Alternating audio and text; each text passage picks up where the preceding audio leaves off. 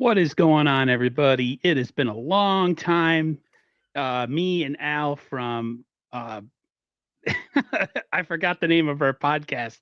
Just as I'm starting this Oh, was it Empire State of Mind? Empire State of Mind podcast special edition as we get close to the combine and free agency.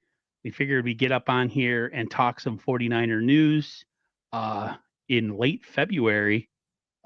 Never too early to talk. There's always seems to be stuff going on. So before we get started, I just want to ask Al, how you doing, man? Good, man. Little, first month plus without, well, I guess 2 months without Niner football, and a little, 3 weeks, 3.5 weeks after the Eagles demolished the Chiefs. So at least there's stuff kind of kicking up and re-signings happening, and Lynch talking a lot at the combine. So at least there's some stuff to dive into. Yeah, it was a interesting start to the offseason. I think a lot of people were going to see if the Niners were serious about making some changes, especially just how horrible the season ended, 6-11, just absolutely abysmal in all levels, especially special teams and defense. Those two sides of the ball have been completely changed. We have Robert Saleh back as DC. We have a new special teams coordinator and Brent Boyer, I think his name is, and a couple other new pieces to the coaching staff on defense and offense. We'll get to that. The combine is starting. I guess it really technically started yesterday when John Lynch was at the podium, talked about a lot of things. One of the things that I think me and you both agreed that I think we both agreed, it's been a while, so I don't remember, is that Debo time with the 49ers, I think, was coming to an end. And I think that across many platforms, many different content creators, everybody pretty much came to the same conclusion, as did a lot of people who professionally cover the 49ers. And now it looks like it's the 49ers are trying to do good by him, and he's trying to be professional about it. At least that's what they're saying. What's your take on all the Debo Samuel stuff, having his career as a 49er come to an end? No, this was coming, at least in my mind. I've been talking about it for about a year and a half or 2 years. If he wasn't going to get cut or traded, they were never going to re-sign him and pay big money to two receivers, right? So what was the end game really for Debo Samuel coming out of this past season? He's in a contract year, right? So he's coming off of a 780-yard season, like nothing fantastic. They gave Ayuk the $30 million. They gave Jennings an extension. They drafted Pierce Hall and Cowing. There was no path forward for Debo, at least long term. The Ayuk injury, I know we talked about. Maybe they keep Debo. Maybe they, weather the first month. They could always trade him before the Halloween deadline. And I think John Lynch and Kyle Shanahan breathed a sigh of relief when Debo asked out. It's like, okay, oh God, at least we're not the bad guys. We're not the ones shopping you. You came to us first. No one's a bad guy in this, but at least the organization doesn't look like, oh shit, they're trying to get rid of a player who's either declining or plateaued and obviously nowhere close to the 2022 version of, or 2021, whatever it was, version of Debo. So now it's just going to be a matter of, I know there's trade speculation. There is no draft pick that is worth a $31 million cap hit this year. So he's going to be released, a post June 1st designation, unless, and I'm talking about it by myself on my show, and I don't know if the NFL does this, but unless the Niners can get creative with another team and work out an NBA-like sign and trade, rework the contract while he's in San Francisco, figure out the compensation, and then trade him. So whatever that cap hit is for the new team, it would have been that anyway.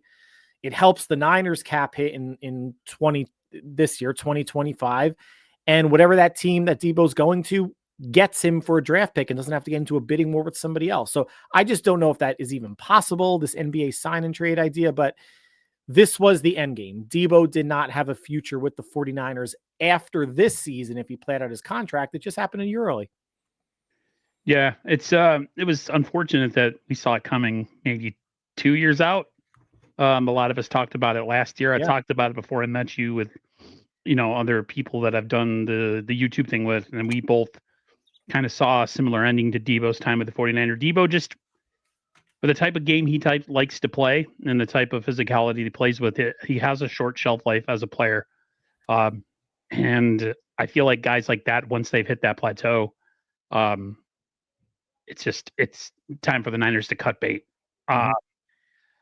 I felt like his attitude at times this year was a little off for some of the things that happened. Whether you disagree or agree with him getting into the long snapper's face and Moody and all that stuff during the season, or some of the stuff that he's done after the season with kind of rooting for the Eagles and just kind of putting some bad juju out there. Um, I'm happy to see him leave. Thankful for what he was able to do with the 49ers. He Sure. had a couple of really awesome years. He was a really, really awesome offensive piece, dangerous, but again, short shelf life, plays physical, just like guys on defense. Look at the old Legion of Boom. All those guys, they had a short shelf life with that type of Mhm. physicality that they played on defense. Mhm. Total different side of the ball. So, yeah, it's going to be sad to see him go, but I think the Niners need change going into 2025. They need to make wholesale changes. They need to show, well, they don't have to show me and you anything, but as a fan, if I think that they're serious, there's certain things I want to see. And one of those things was moving on from Debo Samuel, making changes in the coaching staff. So far, so good Mhm. with that. So And I yeah, think, I'm not worried about the Niners replacing his production. You're talking about a not quite 800-yard receiver, right? A receiver that's only gone over 1,000 yards once, and the mhm, yards per carry and rushing yards has declined in the past 3 seasons. So I'm not worried about the production. If anything, it's the chemistry he already has with Brock. He knows the playbook, But in terms of finding a receiver to replicate that, and if it is Jennings or it's Pearsall, if Ayuk's going to be out for a month, like what could one of those two do? Or if they draft another receiver that'll probably sit the bench his rookie year, or bring in someone in free agency to help out as a veteran. The production, I'm really not worried about, and I wonder if, in a weird way, it helps Kyle's game planning. That if there's been games where Debo's gone out, gotten hurt, and it threw the whole game plan off, right? Like yep, you saw them struggle. yep, Let's just get a straight up receiver, right? Like the gadget stuff, you could throw gadget stuff in. I mean, Christ, what was it, the first game or second game when Debo was out 2 seasons ago, they had Juwan Jennings lined up at running back, which was absurd. I mean, you can give Jennings an end around. You can give Pearsall or Cowing an end around. Like you can do things, and I do think the Debo in the backfield thing has run its course in terms of when he's there, teams knew it was coming. It was tipping the offense's hand. It yep. wasn't really an advantage anymore. So I don't think this is going to make the Niners offense exponentially more explosive, but I wonder if it gives Kyle a little bit more freedom in terms of, like, he knows his receivers are out there and now they are receivers, and he doesn't have to scheme up someone who's not a pure receiver. Scheming someone to get open who can't get open on their own, Right. as opposed to drafting a wide receiver or having a one already in the building and a guy like Cowing or a guy like Pearsall will be interesting. And yeah, it's time to move on. I think another thing that I didn't put down as a topic, but kind of along the same lines, is fullback Kyle Juszczyk, Yeah. a player who I think has run his time, or his career has ran its course on the 49ers. Another, I can't really call him a gadget player, but I always felt that he was a luxury player on Mhm. a team who has the money to pay it. And now the 49ers are going in, as John said, they're starting to have cap constraints. You got to start trimming the fat somewhere. So not only with Debo, if they let him go post June 1st, they save some money. How much money would they save with a guy like Kyle Juszczyk on the roster no longer being there? Those have all been nice players to have. Like I said, luxury items on a team who had a cheap quarterback, but now the quarterback's about to get paid. So a lot of that stuff that has really been extra, we need to start finding ways to be prudent with the money going forward. So I'm actually looking forward to it, because I think for a long time, a lot of those things were just a lot of window dressing on offense that teams have like you said, have kind of figured out how to play. And I want to see an evolution of Kyle now that he's going to be forced to possibly have a game plan with an actual wide receiver as Yeah. opposed to a gadget guy who essentially can't get open on his own. So Well, I think, you mentioned Juice, and I think this is an interesting case study. He's the highest paid fullback in the league. If you want to just go by average annual value, it's more than like $1.5 million more than anybody else. And I looked this up before we, popped on. So he's got a little over $4 million in base salary, which if they cut him, they'll save, $4 million. Even if they ask him to cut his salary in half, he would still be in the top 5 or 6 in terms of fullback salaries. What he is, though, is the de facto tight end too, right? Like he out caught or out receptioned, whatever the word is, Eric Saubert. So Juice had 19 receptions last year. Saubert had 11. Saubert was tight end 2. They have not, and that was actually the best, Eric Saubert, best tight end 2 reception mark in the past 3 years for the 49ers. Tight ends not named George Kittle. So Juice is another option for Kyle, for Brock. At some point, he's going to have to find another tight end. But I think if they asked him to cut his Juice's salary last offseason. They could ask to do it again and still, and this is where pride has to be kind of pushed to the side, at least for Juszczyk, is even with a pay cut, he's probably going to make more with San Francisco than where he would anywhere else. And he's 34 years old. It's the last year of his contract. If they can figure something out and keep him at a reduced salary would be great. You could put that $2 million to whatever else, veteran receiver, veteran cornerback, mid-level type of thing. But I think losing him and not having another option could throw Kyle's offense into not a tizzy, but it could throw it off a bit because he's been operating with Juszczyk since he's been here. So that abrupt kind of pulling of the cord might be a little much. But we'll see how they're going to evolve. They're going to need to do something. They're not going to re-sign him after this year, right? So they need to do something at the fullback position or at the tight end position that they haven't done in 8 years. One thing again that I didn't write down, but I saw just before we came on here, was that Robert Saleh has really been pitching hard to get Greenlaw to stay with the 49ers. And I think I talked about this with Sterling Bennett a couple of days ago. It's one of those things where we would love to have him back as a team, as a fan. But it's got to be at a reduced cost, just based on the injury situation, what kind of injuries coming off of, and him being kind of an injury-prone guy. Just, again, another guy who plays a certain brand of ball, whose body is now taken a lot of damage. He's got some miles on him. So I would love for him to be back. I'm sure they want him back, but it's going to come at a price. But, with Saleh back, does that tip the scale to the 49ers, or does the money tip the scale? That'll be the interesting thing to see as we approach the middle of March. I can't imagine him returning.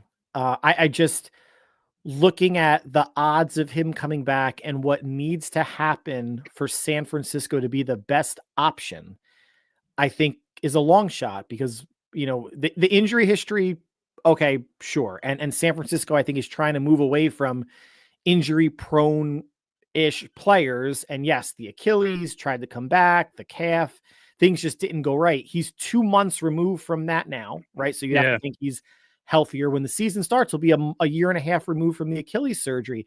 All it takes is one team, right? All it takes is someone like New England with $140+ million of cap space, Washington that's got a ton of cap space, and Adam Peters. So anybody that says or is thinking, well, Dre, come back, it's your best chance to win a chip, even if it's on 1-year deal. The Commanders were in the NFC Championship game, right? I mean, the Niners have the easiest schedule in the league going into 2025, but Washington's no complete pushover. And if I'm Greenlaw, anybody that's thinking, well, if the market really doesn't develop, you can take a 1-year prove it deal and then come out in 2026 and grab the bag. What if he tears his ACL? Right? If I'm Greenlaw, you got a nice extension from 2 years, a couple years ago from San Fran off of your rookie deal. If anybody throws him a multi-year deal, he will be stupid to pass it up. And the Niners are not going to be that team. And I think John Lynch came out at the combine and said, but it makes sense for Dre to go out there, see what his value's worth, and then we can see what we can do from there. Anything other than a 1-year prove it deal, he's not. It just doesn't make sense to come back to San Francisco. You can't be. The Niners can't be stupid enough to have him be an end-all, be-all type of situation as a player. You have to have insurance to cover that. So whether it be free agency or the draft or from within, D Winters, Tatum Bethune. I'm thinking of the other guy that we had. They bring Robinson back. Yeah, a couple of in-house guys. Do they make one big? We talked about this previously. I think me, Dre Area Sports, Sterling Bennett, couple mid-level free agents. Yeah. Do they make a splash or two? Do they get a linebacker and a safety in free agency and call it a day, and then go to the draft? Like be interesting to see in a couple weeks what the 49ers do. If the Niners go out and make a move in free agency and get themselves a linebacker, I think that tells you exactly what they think about that position and Dre Greenlaw, where it's like, hey, if you're going to come back, you're going to come back at this price. This is the price we're going to give you. And if you don't want this price, you want to go somewhere else, thank you for all your time here. And, good luck. And it sucks because we saw what he did in just a little bit of time in that game before he re-injured himself. Mm-hmm. And it was like the old defense from a couple years prior, where you're like, wow, they look like the Niners of old. And then he got hurt again. So sucks. But for the long term, for himself and for the 49ers financially, it's just not a smart move to bring someone like that back who's one injury away from going right back on the shelf. So And the linebacker situation may sort itself out if the Niners can figure out the D-line situation, right? Those go hand in hand. Look at, Eagles with was it Zach Baun, journeyman special teams player from the Saints, comes over to Philadelphia playing behind a really good defensive line and for a really good D coordinator, and has an all-pro season. And he's going to cash in. And I've seen articles linking, would the Niners sign him? Would the Niners sign Bolton from Kansas City? And then that still leaves you in a situation of you're paying two high-priced linebackers.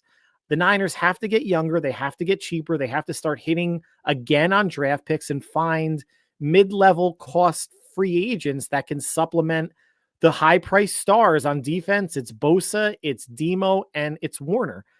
And you have Leonard Floyd and Matos making, 10 million-ish each, and some D tackles and stuff. And you have high-priced players on offense too. You can't throw the bag at everybody. And I don't know if it wouldn't be a bag. It would be a one-year bag for Greenlaw, but I'm not even sure if it's prudent to do that or start figuring out who your running mate is going to be next to Warner. If Warner's 28 years old, that running mate should be 25 or less or younger, because his team has to get younger and faster and a little bit more financially responsible in terms of who they give moderate to big money to. And I don't think there's going to be any big money signings other than Brock this year. There can't be.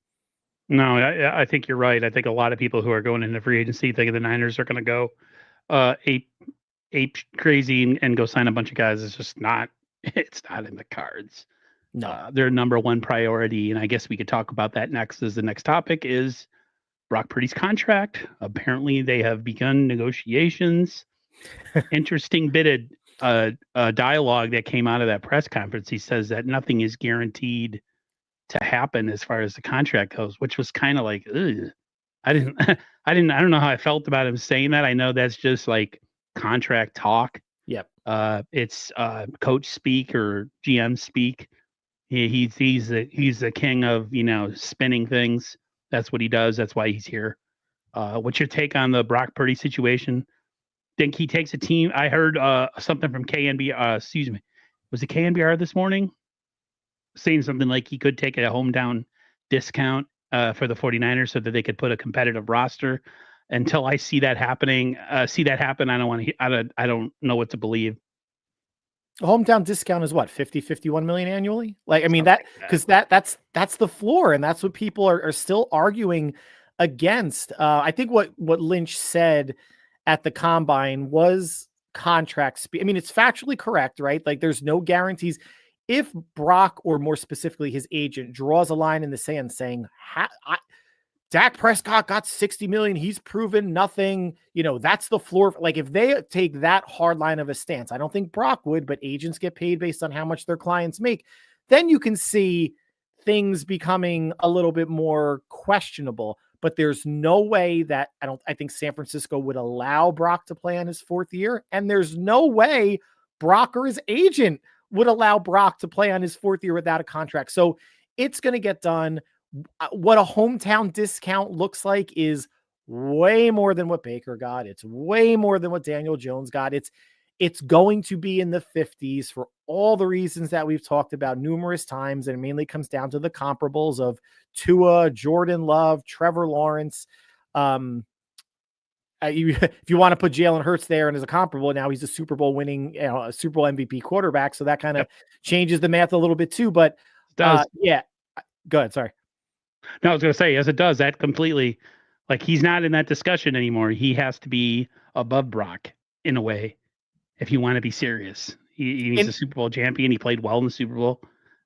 Is he still considered a game manager with that Philly offense? Maybe. But I mean, if Brock won a Super Bowl, wouldn't we be trying to elevate him and how people see him too? So yeah. The one thing I actually wanted to add, and I talked about it earlier today, living in the Northeast, obviously there's Matthew Stafford chatter, right? He met with the Giants representation. Where is he going to go? Sean McVay wants him back, but they're open to trading him. I saw naturally Grant Cohn had a moronic article. I don't know if you saw it. Should the Niners trade Purdy for Stafford? Like, just stupid stuff happening. And Stafford, if you want to say he's a top 7, top 8 quarterback, that's totally cool, right? I'm totally fine with that. He is 37 years old. But the people that are banging the table for Stafford are living in the past of, McVay beat Shanahan out. And if we got Stafford, we could have won the Super Bowl, et cetera, et cetera. And people are still enamored with Stafford, and for good reason. But I think it's more of the past Stafford, the aura of Stafford, the Stafford from, 4 or 5 years ago. Because when you look at what they've done this year or Stafford the past 2 or 3 years, Brock's down year this year is Stafford's average year the past 2 to 3 years. He's only thrown over 25 touchdowns once since he's been with the Rams. That was his first year when they won the Super Bowl. Otherwise, their years this year are identical. And Stafford gives you nothing on the ground. So it is the draft pick and the Super Bowl and the Pro Bowl and Brock Small and this and that. But anytime, like, when someone throws an anti-Brock thing out there in social media, it's just so easy to pick apart. And Stafford's now the most relevant thing that we're talking about. And there's no gap like, if Stafford was on San Francisco last year or in the Super Bowl, they might have won. Who knows? We could play that game for any quarterback. Throw Trey Lance in there, even though he's garbage. Brock's going to get what Stafford wants in the 50s. And listen, I hope some team is dumb enough, the Giants, the Raiders, wherever, to trade for Stafford and the Niners don't have to deal with that anymore. And if it's going to be Jimmy G or a draft pick or Sam Darnold, that's fine. Sam Darnold shit. Like, get Stafford out of the division, one less team to worry about. Like, I think we should all hope he gets traded. Yeah, right? that the Niners want to have a division that doesn't have him. And we have Geno Smith in that same division. Then yeah, of course we would love for that to happen. It's funny that you say, anything stupid, when people talk about Brock Purdy and, you got the Cone click and they, are we surprised that anything stupid like that would come out of Grant's mouth when it comes to making an absolutely ridiculous? He's been doing that for years though. So it's nothing that we can really be surprised about, but I've tried to put all of that silliness out of my mind the last couple of weeks. Yeah. And now it's back, unfortunately. Let's talk about CMC. That was another topic of discussion. Another interesting soundbite. He's looking good. He's looking healthy. Should be ready for most parts of the offseason program. I'm like, wait, what? Why is he not? And I know they want to bring him along slowly and they want to protect him and all that stuff. But a lot of what John Lynch said, I was like, it didn't seem like the happiest or most exciting press conference when you kind of break it down and listen to some of the things that he said. Would you take from that? I thought it was reported a couple of weeks ago that McCaffrey was healed from his PCL from his strain. dad. Yeah, right. Yeah. So now it's been a couple of weeks after that. Like, it wasn't a meniscus tear or anything that would require significant time or surgery. So I don't know if is there like OTAs before the draft and there's OTAs after the draft? I forget. So, I mean, you're still like a month out from them doing anything team activities related. So I was surprised to hear that. I think they're shell shocked. I mean, the bilateral Achilles tendonitis came out of nowhere a week or two before the season started, right? So as much as you can put him on ice and in bubble wrap, you can. But I think in that same soundbite, Lynch said something like, Christian's one of those guys you have to be like, whoa, slow down, take it easy. You don't have to go so hard. So they can't control what he does on his own, but they can control what he does with the team. He'll be, we'll see him, taking some like handoffs and 7-on-7 touch football and OTAs and mini camp and stuff like that. But he's obviously not going to play in any preseason games, any joint practices, anything like that. So being cautious is good. It's great. Doesn't guarantee anything. And I'm sure they were pretty cautious last year too, coming off of his offensive player of the year. And that, right, it didn't matter. This thing just happened with the. And a lot of people were trying to say, "Oh, we used him too much the previous year, and that's why he broke down." And everybody's trying to be a doctor and diagnose everything that was going on, and it was just something that happened that he dealt with. They didn't see it, from the reports. They didn't know anything about it until it actually happened. So yeah, let's hope he's healthy, because a healthy Christian McCaffrey makes Nick. I was gonna say Nick Bosa look better. Makes Brock Purdy look better, makes everybody look better, makes the offense just that more lethal. And especially now with the Deebo Samuel, Deebo Samuel looks like on his way out. Mm-hmm. We need Christian McCaffrey more than ever. I just Niners, like the one thing John Lynch said, the Niners are an older team and they need to get younger. The Niners got some aging veterans on their team. Yep. Kittle's up there, McCaffrey's up there, even though he's under 30. Trent Williams is approaching 40 years old. Nick and Fred on defense, they're still not in their 30s yet, but it's just, the Niners need to get younger and cheaper, and they need to get more depth. Again, That's why a lot of people who think that the Niners are going to be this super active team in free agency, I don't see it. They're not a player away. No, they're not. 2 players, they the Niners are like a half a dozen players away. Right. They need another linebacker. They need another safety. They need another corner. They need defensive line depth. Yep. They need a center. They need a right tackle. They need a left guard. They need another tight end pass. The Niners have some work to do. There's this automatic thought that they're just going to come back next year and be the same team they were in 2023, and I don't think so. No, and what they saw the Eagles do in the playoffs, but especially the Super Bowl, is what they've built their philosophy around. They just haven't made the right picks on the D line outside of having Armstead and Bosa and DeForest Buckner for a couple of years. The D Ford obviously didn't work out. Drake Jackson looks like he's a bust. Elliott and Collins in trades and free agency not working out. Drake Jackson looks like he's probably not going to play football again. He might, and Lynch talked about him a little bit. And listen, he'll probably be on the 90-man roster. He's another year removed from whatever is the quad tear or the patellar tendon, whatever.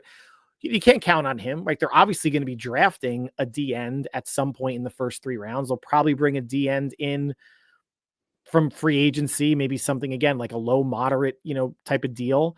But they want to build from the trenches out, but they just have to make the right picks, and they unfortunately haven't. And I wonder if with Saleh, it's still going to be the wide 9. Are they going to go with undersized defensive tackles still? Like Hargrave's gone, Givens is gone, Evan Anderson is a beefy dude. Are they going to go for more big bodies in the middle to clog up the run and hope that your ends and maybe some blitzes are the things that get to the quarterback? Yeah, they have work to do. Like you said, they're half a dozen good players away from, going maybe 11-6, 12-5 again, but they're not going to afford a half a dozen good players. So they got to find it some other ways. Yeah, I do think they could make some moves in free agency. I just don't think it's going to be a T. Higgins or a trade for a guy Garrett or Crosby, Myles Garrett. People, I know that looks good on Madden, and you can turn the salary cap off and you can make all your dreams come true. But in real life, it doesn't happen like that. I know this is something that I was going to ask later, but I want to ask it now. You're the 49ers and you need players.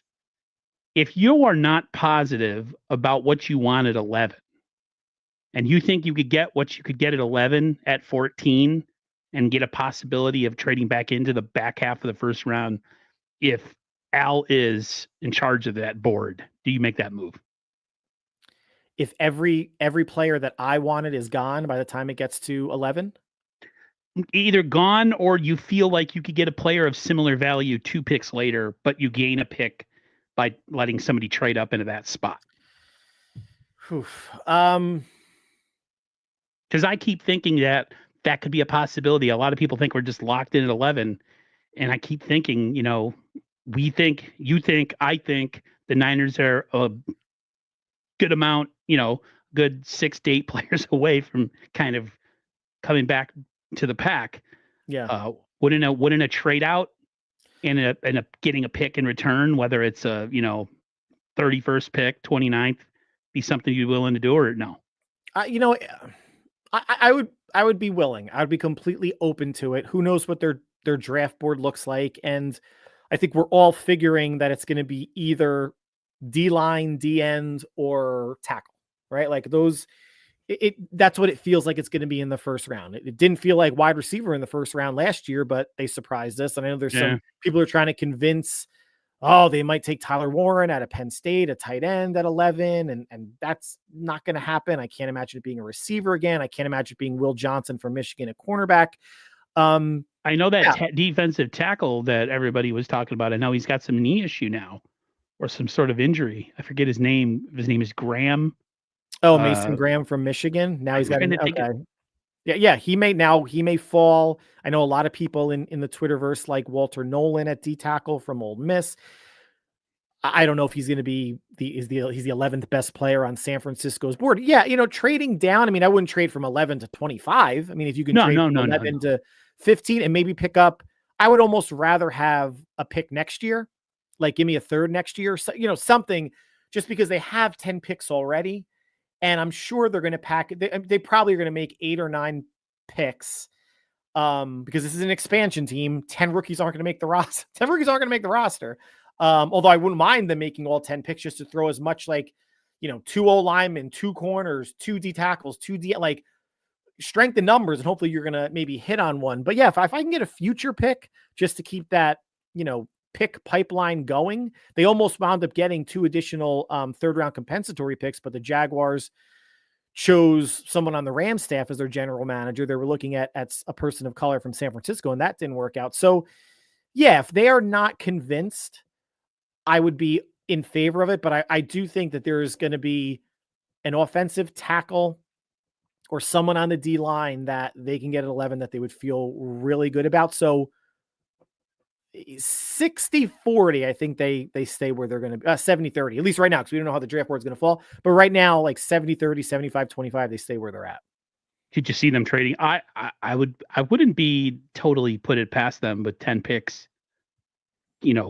taking something from next year and this year and trading up into the top 10 if they're really convinced that a pass rusher or an offensive tackle, because a lot of people, I hate to say this, people, but like offensive tackle is a boring draft pick, right? It's not a fun pick. He runs really fast and he gets to the quarterback, or he's an incredible interior defensive tackle with all sorts of skill. Offensive line is boring and it doesn't sell tickets, but the Niners, it's tough because we think they need it, but we know that their affinity for skill position players or pass rushers or defensive linemen trumps common sense in drafting offensive linemen. Because if you look at the Miami Dolphins, if you look at the 49ers, 2 teams that don't prioritize offensive line always have offensive line issues. Mm-hmm. And it's not like going to be a big surprise to me if the Niners trade up and get a defensive lineman or whatever, or trade back and still get a defensive lineman or a defensive tackle. We want an offensive lineman if we think he's going to be the second coming or the eventual replacement to Trent Williams. But part of me thinks the Niners are stubborn and they go defense, regardless if they're trading up or trading back or staying put. Yeah, and I think Lynch came out and said what I think we assumed, like for some picks they draft a year ahead. They drafted Mustafa figuring Huff's going to be gone. They drafted Renardo Green figuring Travarius Ward is going to be gone. They took 2 cracks at linebacker a couple of years ago, thinking that they might not be able to keep Greenlaw. So they are planning for the current and the future. offensive tackle, there's no guarantee Williams is under contract through 2026, but there's no guarantee Trent plays in 2026. This could be his last year. There could be injury.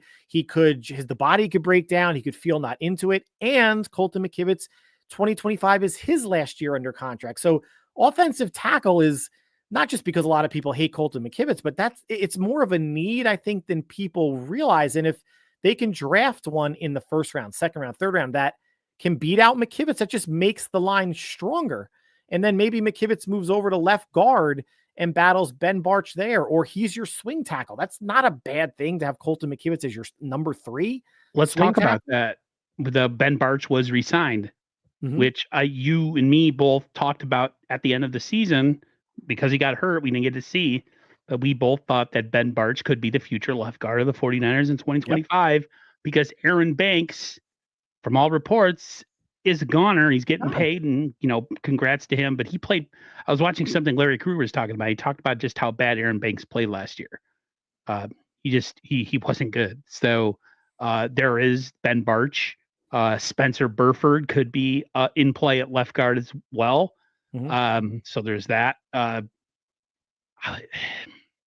It's hard, man, because I want an edge rusher too, just like everybody else, because Bosa needs help. But man, the Niners need to go against type and go and get an offensive tackle. As much as I rather they don't, because I want a splashy player, I know it's the right thing to do. So when they do it, I'm gonna probably try to convince myself that it's a good pick. Hopefully it works out. And offensive, I mean, they're never going to draft they're not going to draft a center because there's not going to be a starting center, rookie center for this team. Nope. They're not going to draft a guard early, but next year, Nick Sakiel, Spencer Burford, Colton McKivitz are free agents. And if you want to throw in there Matt Hennessy, who they picked up from the Falcons, that could battle Jake Brendel to be the starting center, that's at least 4 free agents that they're going to have to supplement. And I think they have to draft 2 offensive linemen. We'll see who they re-sign of their own outside of Barch. Does Jalen Moore come back? Does Charlie Heck come back? Do they look at anybody, guard or tackle out there in free agency? Offensive line is a need, not because of how the line performed. That's part of it. But if they are going to take that a year ahead philosophy, then they have 4 free agents of their 9 on their team that they're going to carry that are going to be, free agents after the 2025 season. So you can't solve it all in the first round. But if you take a guard tackle in the first and maybe a guard with some center flexibility in like the 4th, it's not a bad thing. But both lines are going to be addressed in free agency and the draft. And nobody's safe on the D line, right? Like Jordan Elliott could get cut. Collins could get cut. They re-signed Evan Anderson as an exclusive rights free agent. No guarantee he sticks around. I think Kevin Givens is gone. I heard they're putting out Floyd.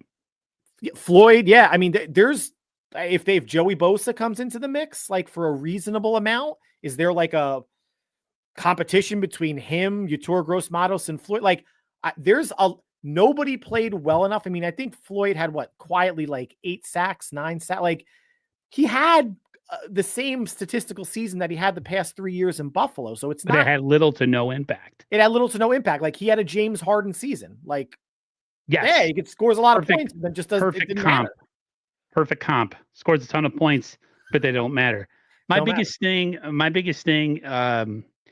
is if you want to look at both teams that were in the Super Bowl, both teams the Chiefs were thought to have a great offensive line. But like defense and offensive line has to be priority. When you watched what the Eagles were able to do against the Chiefs at will, the Niners got to get back to what got them to the dance when John and Kyle first got here. They kind of got away from it a little bit because maybe it's outside pressure from media or from fans that, we got to get a receiver. We got to get this position. We got to get that position. If they spent all or most of their picks on offensive or defensive linemen, I'd be pretty happy because they're both sides of the ball need a ton of depth and a ton of retooling and some young, fresh, uninjured bodies. It's not even funny. Just watching what the Eagles were able to do and how they were able to handle a team that we've never been able to beat, and they whooped their ass. They didn't blitz once.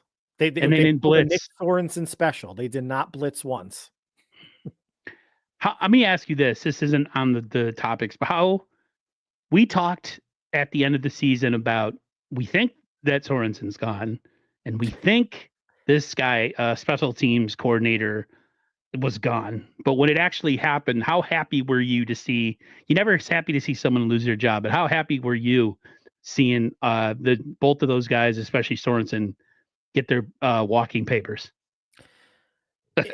It felt good just knowing that Kyle wasn't going to fall on his sword for a second straight year. And Yes. think, all right, he'll figure it out. He's going to learn from what was happening. He was a bad choice in, I don't want to say almost every single way, but even the fact that they didn't have, midway through the season, turn play calling over to Brandon Staley just to see what, and I'm sure he was helping out with game plans, but at least play calling duties to Brandon Staley. It looks like he's taking maybe special teams a bit more seriously, hiring the Jets former special teams coordinator who has had some good years. We'll see how much he takes the Jake Moody kicker situation seriously or not. All indications are like they have a lot of faith in Jake Moody.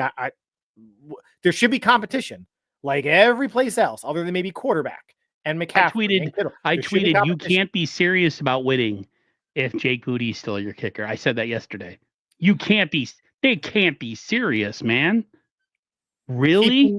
Keeping Jake Moody's going to crush his confidence because he's not going to, if he plays for the Niners in 2025, he's not going to be perfect. And once he misses one in San Francisco, Avalanche, it's going to destroy him. It's going to destroy him. I know something. One thing I noticed about Kyle and Sean, they don't like to be the bad guy when it comes to getting rid of players. They always want to save face. And they're never the type of team that's going to say, listen, you sucked. You got to go. We love you, but you're not cutting the mustard. They're not those kind of teams. I miss the old Bill Parcells, Bill Belichick type coach teams where goodbye, like, see ya. Yeah. Like, this isn't this is a league of making plays and performance, right? It should be a performance-based thing. And they just, for whatever reason, they never like to get their hands dirty with getting rid of guys. And I feel like that's going to come back to bite them in the ass. Well, there was no in-season, like they weren't going to do an in-season, or they didn't do an in-season firing of either, Sorensen or the special teams coach. So they're loyal, even players outside of Debo grabbing, Tabor Pepper's throat or whatever. Like nobody was coming out and saying anything bad against Moody or any players that were having a down season. Like they're a pretty professional group in terms of that. I think that's why, not wanting to be the bad guys. I think that's why they're so relieved Debo's asking for the trade. So they don't have to look like the bad guys. They were probably thinking, are we going to give this guy a contract? Can we trade him? It's a big cap hit. Can we keep him in good faith because of what he's done? Yeah. He's done so much for us. We love him. But Kyle loves him. Oh, whew, like they might have, John and Kyle might have went out to have drinks the night that Debo requested a trade. Somebody needs to put black ice outside of Jake Moody's car. I hate to say it. So he snaps his leg and he's out for the season. I know that sounds really messed up. I'm just saying, like, we need forces above our control to take care of that one, but it doesn't look like it's going to happen. So, let's talk about Clay Kubiak has officially been named offensive coordinator. There was a little bit of a to-do with the league and having to do things the proper way they're in the league.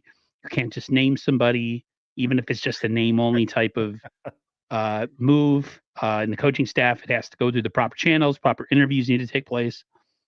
And Chris Forrester has been named assistant head coach, and I think he's offensive line coach as well. Mm-hmm. So any thoughts on the Clay Kubiak hiring other than it's just a nameless, faceless, really, he's not calling plays, so what is he really type job? I think it's your typical in any profession. You're doing the work before you get the title and the promotion and the money. He was doing whatever was required of him as an OC with Kyle calling the plays for probably the past couple seasons. They're recognizing it now with that promotion and pay bump. I'm totally fine with it. Obviously, the Rooney Rule is there and it's important and it's there for a reason, but it just made a sham of interviewing whoever they brought in. I mean, it's good to make connections and talk to Kyle, talk to John, either for something in the future with San Francisco or they can make a recommendation to another team. But it was only, a matter of time, and Kyle's never relinquished play calling duties, nor should he. So I'm totally okay with it. I think if you want to talk about the Brian Greasy thing next, that might be the bigger. Yes. Yeah. Brian Greasy, no longer quarterback coach. It is now Mick Lombardi coming in to serve that title. Essentially, he just didn't want to coach anymore. He wanted to spend time with his family. So, I mean, I respect him for that. He essentially was doing a favor, doing good by Kyle Shanahan. So, yeah. What do you think about that? And this one has the potential to be more impactful. I don't think it's going to be catastrophic by any means, but at least Brian Greasy was a QB for 10 plus years in the league, played the position, probably has a different / better point of view or take or seeing what Brock is seeing a little bit more so than Mick Lombardi. It's not like you're making this change and it's a rookie quarterback and you're trying to groom this person from the ground up. At least it's been 2.5 years with Brock, but Greasy was the only QB coach that he knew. Hopefully he's taken great notes and memorized all the teachings that Greasy had, and we'll see what Lombardi kind of brings into the fold. I don't think this means Brock's going to have a sub 15 touchdown year unless he misses a significant amount of time. And hopefully you just see that arrow keeping to, progress up. And I'm sure, I would imagine, Brock probably has his own QB coach in the offseason. So it hopefully is a wash, but at least when your QB coach was a QB for that long in the league and he was relatively successful, you'd have to think some of that success was transferring over to what he was teaching his pupil. Yeah, I'm definitely was a little disappointed that he's not coming back, but good for him. I wanted to get your opinion on something that happened a couple of weeks ago or a week ago. I'm sure you've made content on it, but the whole Devondre Campbell tirade on social media. I mean, what an absolute head case this guy turned out to be. I saw Larry Krueger try to do a video on him and he couldn't, because he had to keep censoring himself while he was trying to read the tweets. But the point he was making is that the guy has just completely lost it. Surprised, not surprised that he's all this time since he quit happening, and he's not accepting blame or falling on the sword. Well, I mean, the way he quit on the team, left the sideline. John Lynch was the one that kicked him off the field. Then you heard nothing. I mean, Bosa, some folks had some things to say about him, but it was just kind of more the vanilla, like that's not, someone you want on the team. You can't, like, they weren't taking shots at him. They thought he was like a pretty decent dude, like, in the locker room and stuff. So it was radio silence since that happened. So I'm not surprised at some point he said something, right? Like, but it was on Twitter, right? And did he respond to someone who took a shot at him and then went the whole I don't have to work anymore? He was saying something like, I don't have to work. I make a lot of money. Some of the comments were like, I stand on business. If like players want to come at him, he stands on business. The media people that were talking about him, if they want to come at him, he stands on business. Like he's going to fight.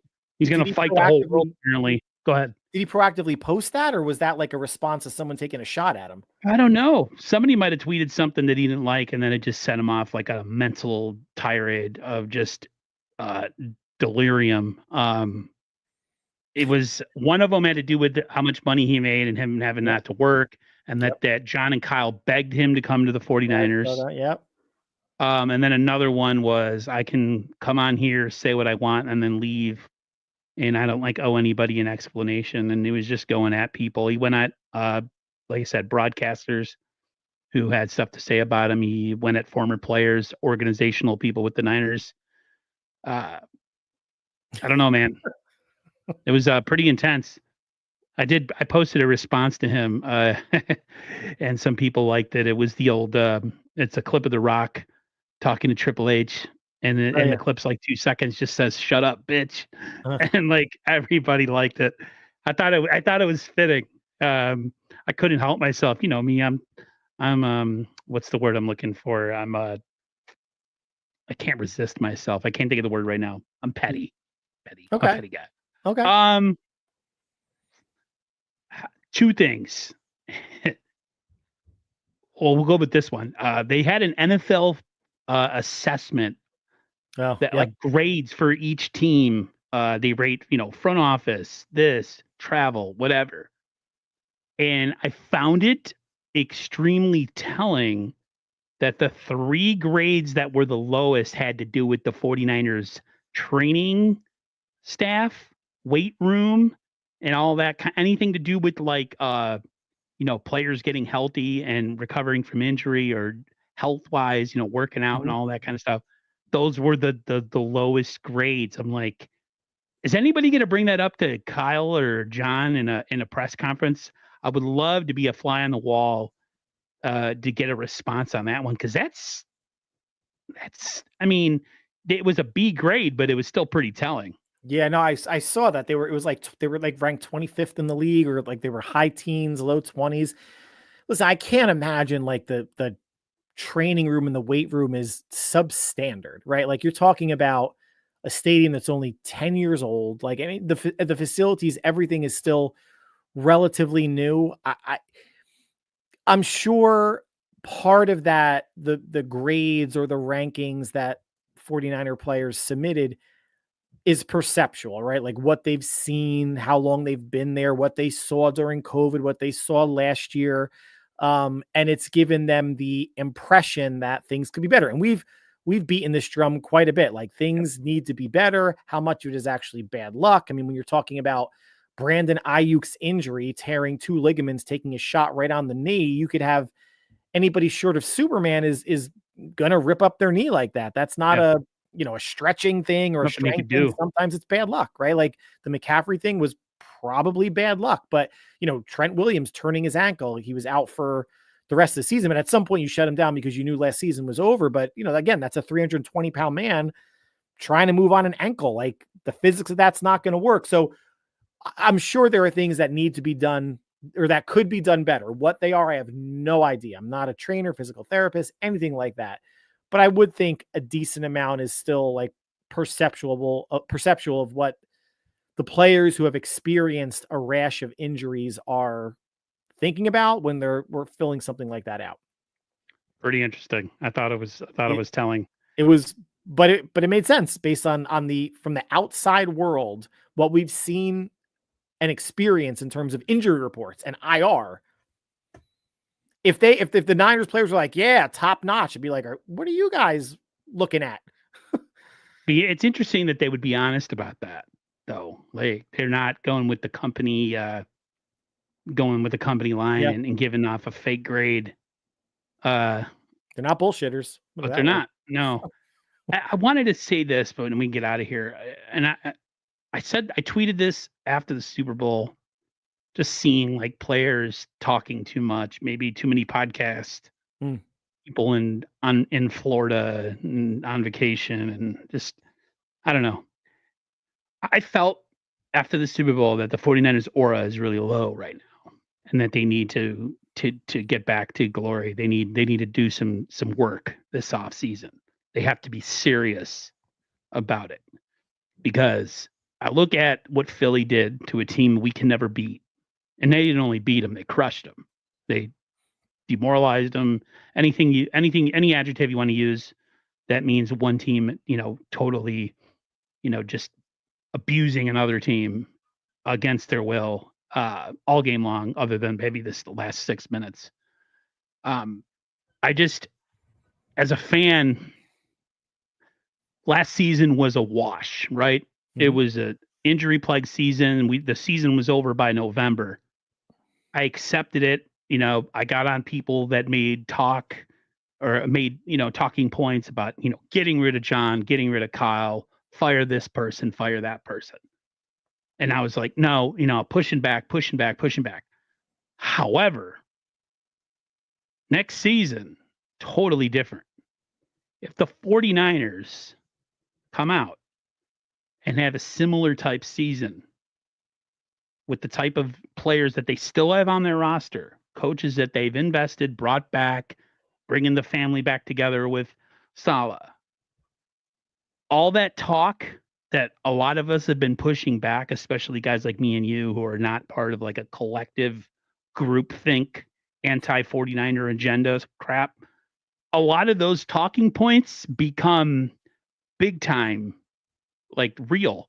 And the criticism that a lot of us have been pushing off becomes fair game. Do you agree? I do. If they miss the playoffs next year with the schedule they have, with Right. the divisions that they're going to be going up against, which the Rams, the Cardinals, and the Seahawks are going to be playing those same two divisions. It's what the NFC North and the South and the South in AFC and NFC. It would be surprising. How it happens is important too, though. If they have another injury-riddled year, if Brock misses a month and a half or 2 months, like there could be extenuating circumstances. What was most disappointing for me this year, obviously coming off of an overtime Super Bowl loss and not even sniffing the playoffs, was even with the amount of injuries they had, they did have their starting quarterback for all but one game. And with the players and talent they still had remaining, they should have been better than a 6-win team, right? With the myriad of injuries, they should have been an 8-win team, 8 or 9-win team. Like the Buffalo game, they got crushed. The Packer game, they got crushed. The 3 NFC West games they could have won. I think it was a perfect storm of injuries. Nick Sorensen. I mean, if last season if this season the Chiefs had Nick Sorensen as their defensive coordinator, do they go 15-2? Of course they don't. If they had Nick Sorensen as their D coordinator last year in 2023 in the Super Bowl, the Niners with Steve Wilks would have beaten them. I'm not putting 50% of the season on Steve Wilks, but I'm on Nick Sorensen, but that team is bad. And just because it's Robert Saleh now and a new special teams coordinator and hopefully a healthy team, yes, this should be a no excuses type of year, but let's not say excuses. Let's say extenuating circumstances. I want to see this team logically have some sort of health between 2023 and 2024. Then they should be still in the mix for 10 wins, 11 wins, win the NFC West, and go from there. They're not the class of the NFC anymore, right? The conference is going to get more difficult. If the Rams keep Stafford, the Packers should be on the come. The Lions are going to get healthier. The Eagles are the defending champs.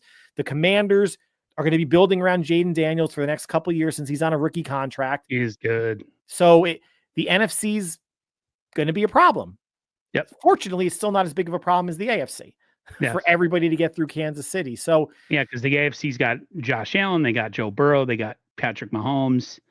It's a murderer's row there at the top of quarterbacks that we don't have to worry about playing, especially like we said, if a guy like Stafford decides not to come back to the Rams and go somewhere else and we get Jimmy Garoppolo as a starting quarterback. Mm-hmm. It just the thing that got me last year that really pissed me off was towards the end of the season, it was just I didn't sense fight in this team.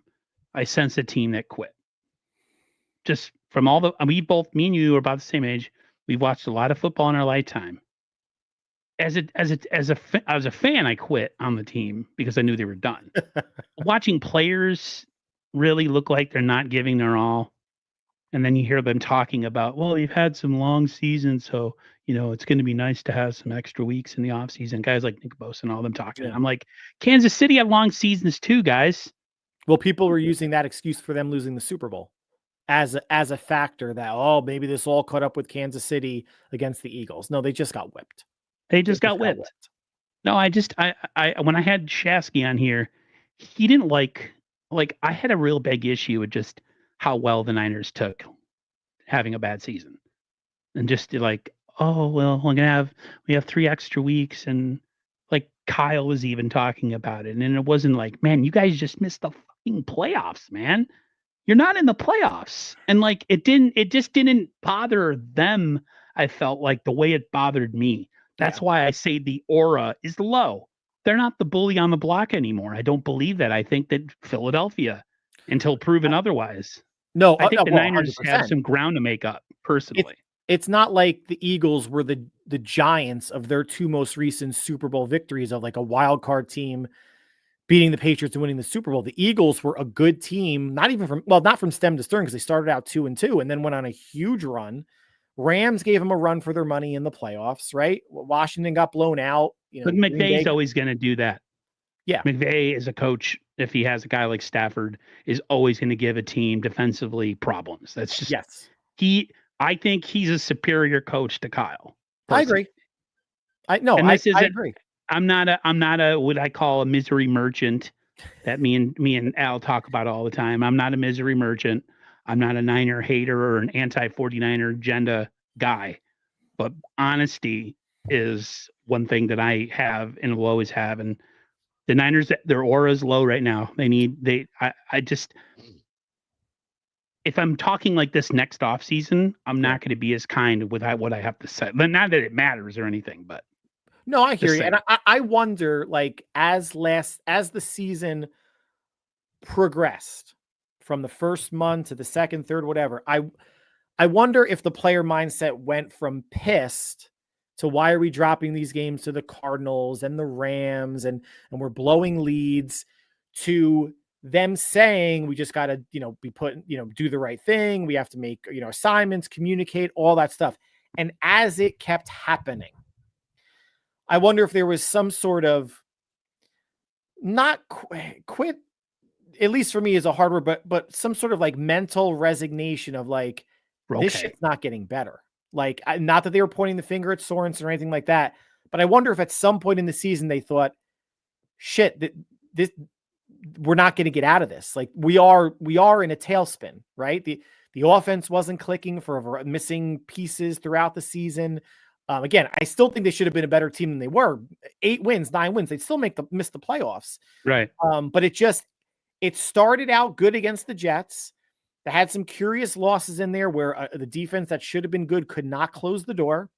And they had some games at the end of the season, Buffalo and Green Bay, where they got blown out, which they should have gotten blown out. Green Bay, there was no Purdy, and then the Buffalo game was in the snow, and nobody was throwing. It was just a running type of game. So I wonder if there's some sort of resignation of like, this is just how this season is going, just kind of crept in. Yeah, externally, the shine is off the gold helmets. The aura is not there.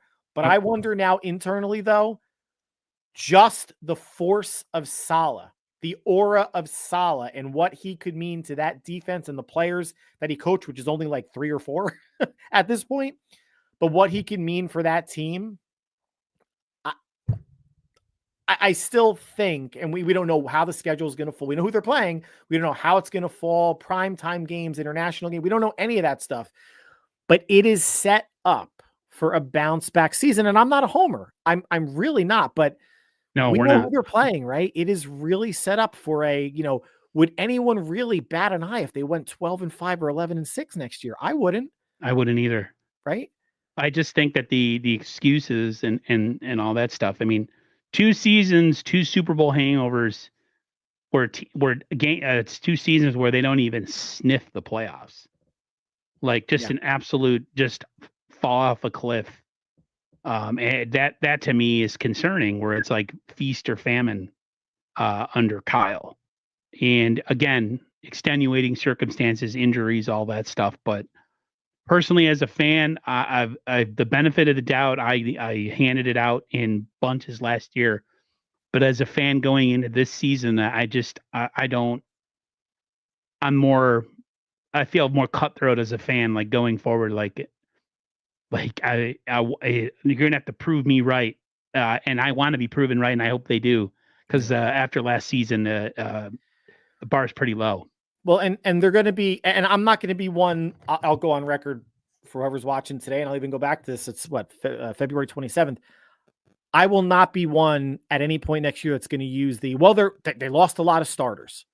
They lost a lot of starters going to 2025 so Banks is gone. Debo's going to be gone. Greenlaw's probably gone. Ward is gone. Hufanga's Hufanga's probably gone. I don't know who else that is really Hargrave is gone. All right. So we're talking about 6 starters from 2023 or 2024 that are not going to be on the team. 6 of 22 players. That's more than 25%. Yep. But who they have in terms of filling in, whether it's Mustafa and Green, is it going to be Ben Barch? Is it going to be somebody else? Is Pearsall going to take a step forward and replicate what Debo can do, 700-800 yards receiving? Like, I think they have younger, maybe faster, hungrier pieces that could start to become the fringe core players in addition to who is actually the core on the team. So I'm more excited about what this next iteration of 49er football and the roster is going to look like. Maybe they're better physically once they get to their like peak where they start to become like that level of player. Maybe their ceiling is higher than the previous players in their ceiling. Because I mean, again, like you said, like Mustafa, he was incredible last year. He can only get better. Demo played amazing. He can only get better. Renardo Green was pretty damn good. He had some games where, he looked like a rookie and stuff, but like still played amazing. He's a starting caliber corner in the NFL. I mean, the Niners got 3 pieces in their secondary locked down. Essentially what they needed, they need a free safety and they need a nickel corner. Mm-hmm. And that, they got pieces. It's just like you said, it just has to just be we got to hit. This is another, we hit last year. We made, Pooney and Mustafa and Pearsall. He shined at certain points and other players looked really good. So if the Niners can have another, if the Niners can get another 5 players play well this year in another draft,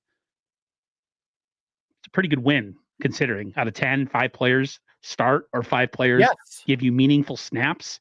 I'm down with that. If you can, I was going to say, if they keep 10 picks and they can get 5 to 7 meaningful starter or backups, great. And if they can hit on 50% of the 50 to 70% of the free agents they bring in, I mean, just think if they say they make 8 picks and the 8 picks and all 8 make the roster, 7 made the roster last year. That's 15 first or second year players on a 53-man roster. Pretty good. So that's, again, like you're talking like 28%, like that's more than a quarter of your roster is a lot younger than what it used to be in 2023. So the old stuff, like you have a all-pro player in Trent Williams, who's 37, brings the age up. Wishnowski's 32, 33, brings the age up. Brandon Allen last year is 31, 32, as Josh Dobbs was 30. Like there's players on the roster that brought the age up, some like Trent Williams that are making a significant impact, some like 2 backup quarterbacks that weren't making any impact. I think they're going to be a middle of the pack on average age team for whatever that's worth. But if the mandate from John is we got to get younger, we got to get a little cheaper in areas, and I'm assuming they want to get faster, I think a good start with last year's draft, and I think it'll continue. That's why I really wonder if they would really do any sort of significant trade ups in the draft, because I think there's something to be said to taking as many cracks at the apple as you can. And I You're right. The limit's 10, just, and could you not get hit on all of them? I'd rather try to hit on 10 picks than 6.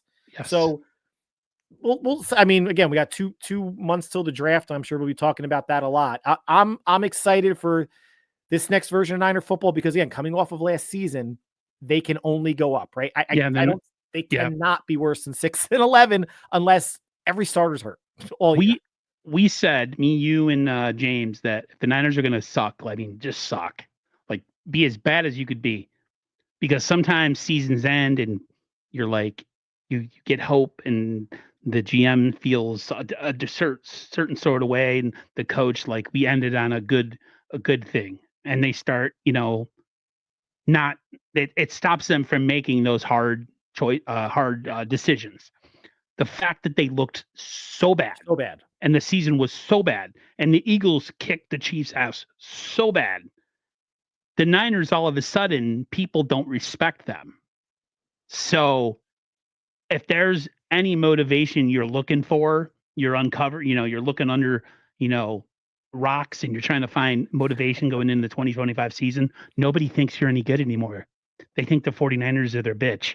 So that's the mentality you got to go into next season with, and hopefully they do. Um, Hopefully they draft a bunch of college players that have a lot of swagger and confidence, because that's one thing I think the Niners defense has lacked in certain areas is confidence. Some of their players are just not confident. I want to see. I miss a little bit of having that swagger like we had in 2019, uh, and even in 2023. There was just a different type. The Niners were just a different type of team. They Yeah. went into a building and you had the thought that, yeah, they're probably going to whoop the other team's ass, and they would. So I'm looking forward to do free agency to see if they do anything. I don't think they'll be super active, but I think they make one or two middle of the pack moves, whether it's a free safety Agreed. or a center, Yeah. and then draft. I'm excited for the draft this year. I haven't been excited for the draft in a while because the Niners have been a good team finishing, right at the end of the season. So we actually get a crack at some elite talent this year, And another first round pick. and another first round pick. Yep. Al, thanks for coming on, man. No, You this is and me, great. we usually do this. I think we're going to do it 2 times a week during the season. Yeah. On Monday and then maybe like on a Thursday or Friday. Thanks for coming on. I appreciate it. No, Thanks for for having anybody me. who was here on X or was here on YouTube. It's always tough to get viewers this time of year, but for anybody that was in here or watches this on the rewatch, appreciate it. Probably get on. I might be on tomorrow with a couple people. If not, everybody, we'll see you when we see you. Go Niners, and see you when we see you. Peace Take out. care, all.